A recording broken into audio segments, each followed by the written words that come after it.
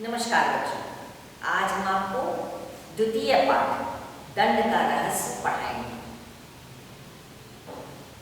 देवगढ़ के राजा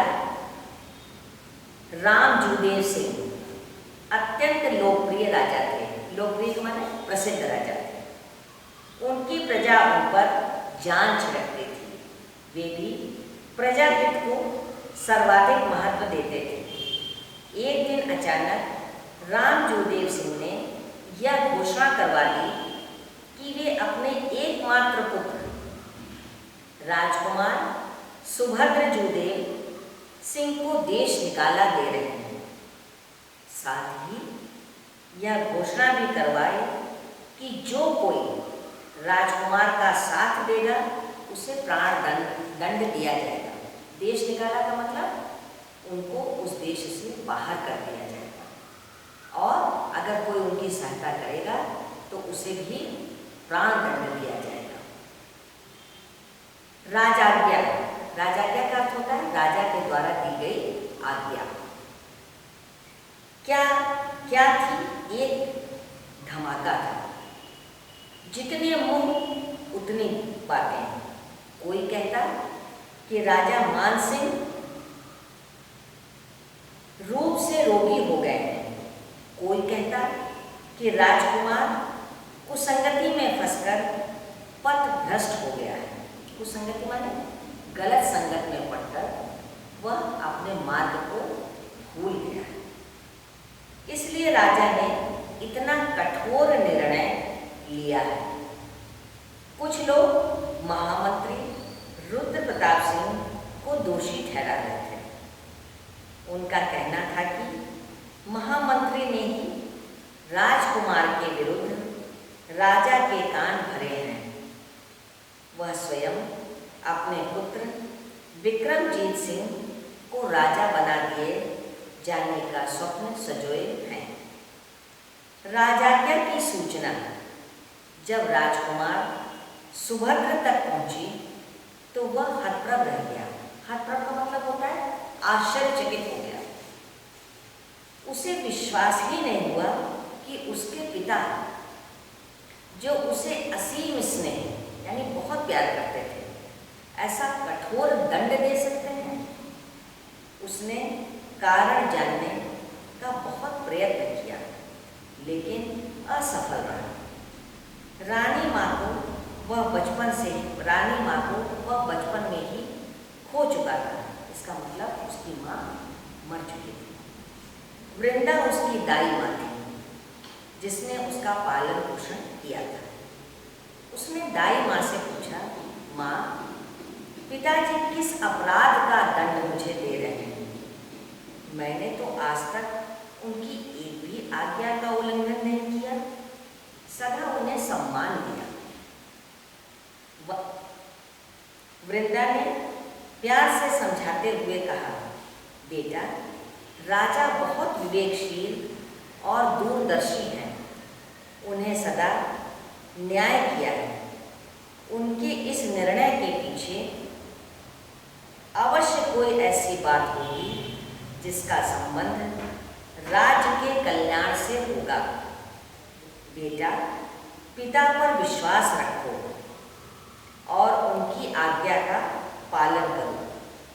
राजकुमार ने अपनी दाई माँ की बातों पर गंभीरता से विचार किया और इस संबंध में अपने प्रिय मित्रों से भी परामर्श कर लेना उचित समझा। परामर्श कर लेने का मतलब होता है सलाह लेना। सबसे पहले वह देवदत्त के घर पहुंचा। देवदत्त ने जैसे ही राजकुमार को द्वार के निकट आते देखा, उसने द्वार को अंदर से बंद कर दिया। सुभद्र अपने मित्र के ऐसे व्यवहार से अत्यंत आहत हुआ। आहत का मतलब दुखी हुआ। उसने द्वार के उस पार से ही कहा, मित्र, मैं देश छोड़कर जा रहा हूँ, क्या तुम मेरा साथ नहीं दोगे? देवदत्त ने कोई उत्तर नहीं दिया।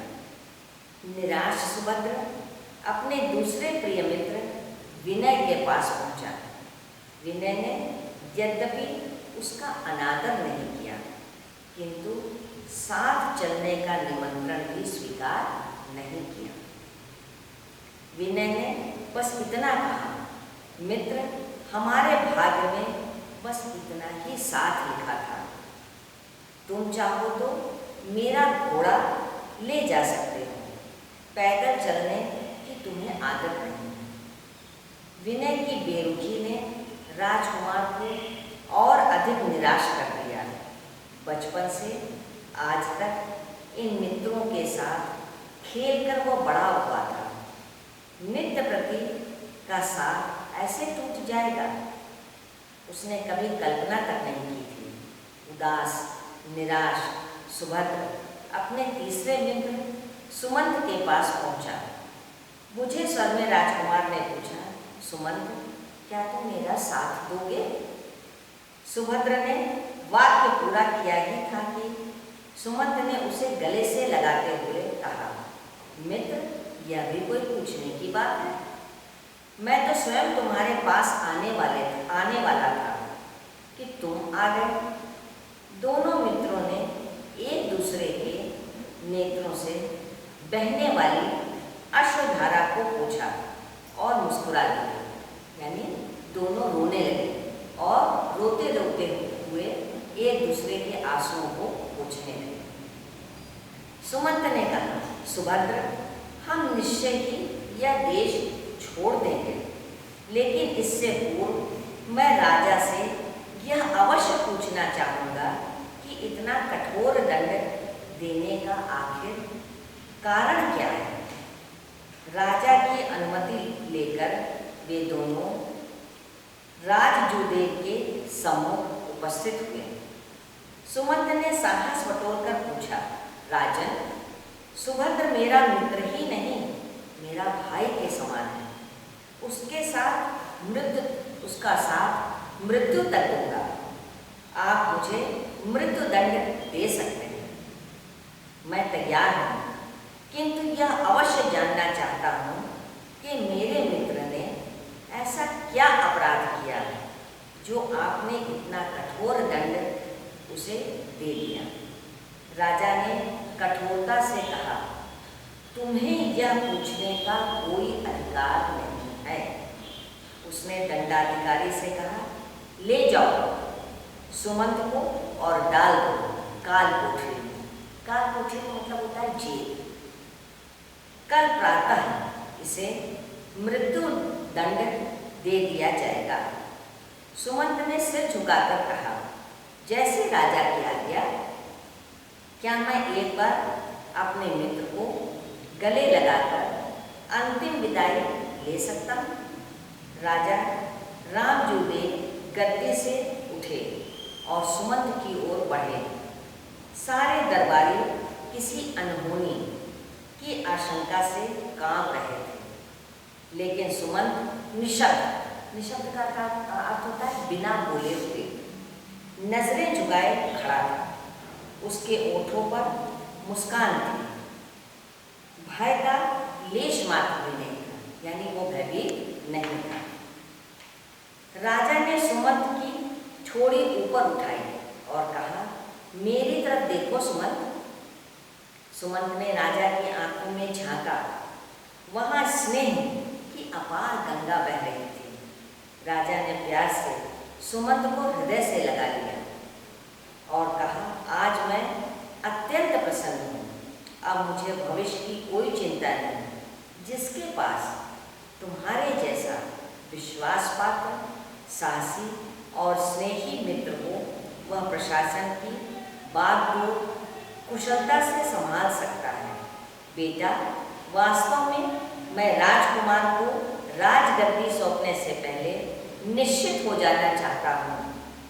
जो राजा चापलूसों और स्वार्थी मित्रों से घिरा होता है, वह कभी जनता का कल्याण नहीं कर सकता है। धन्यवाद बच्चों।